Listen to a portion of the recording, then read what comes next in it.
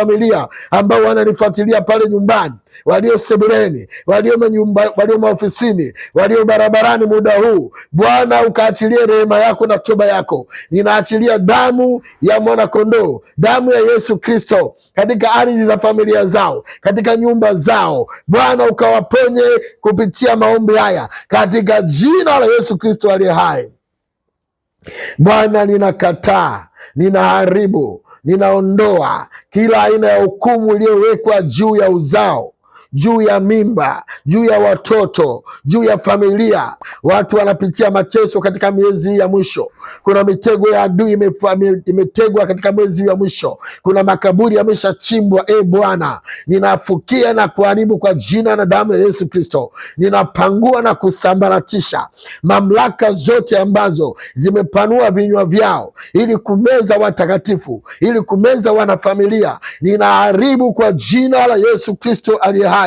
Wewe ni Alfa na Omega, wewe ni mwanzo na mwisho, haushindwi na lolote. Bwana, ninakomboa ardhi za ukoo, ninakomboa ardhi za familia. Ninasimama juu ya neno la Bwana, ninasimama juu ya familia kama vile malaika alivyosimama juu ya nchi, akasimama kati ya nchi na mbingu akiwa amenyoosha upanga. Nanyoosha mkono wangu juu ya hiyo familia, nanyoosha mkono wangu juu ya hiyo ardhi. Yeyote ambaye kuna sauti imemuita, kuna sauti inamuita arudi kijijini kwa ajili ya kwenda kuhesabiwa, kwa ajili ya kwenda matambiko, ninafuta hiyo sauti kuanzia sasa kwa jina la Yesu Kristo.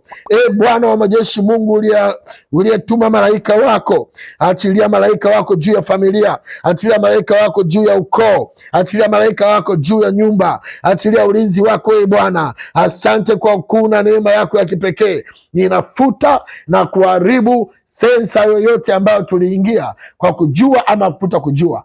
Majina yetu yalipoandikwa, nafuta kwa jina la Yesu, nafuta kwa damu ya Yesu, na haribu na ondoa kabisa. Bwana, majina yetu yanahesabiwa katika sensa ya mbinguni.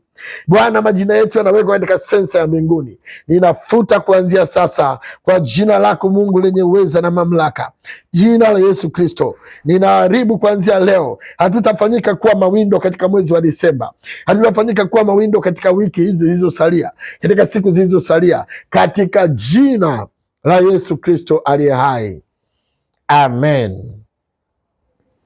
Basi ubarikiwe sana msikilizaji ambaye umekuwa pamoja na mimi, na tutaendelea na maombi haya siku ya kesho, na kesho tutaenda kuangalia zaidi kitu kinachoitwa ardhi za mawindo.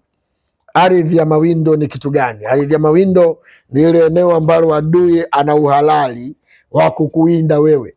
Tutaangalia sehemu mbalimbali ambazo zinaweza kufanyika kuwa ardhi za mawindo, na hizo sehemu utazijua tu, kwa maana huwa unaziota kwenye ndoto yako mara kwa mara.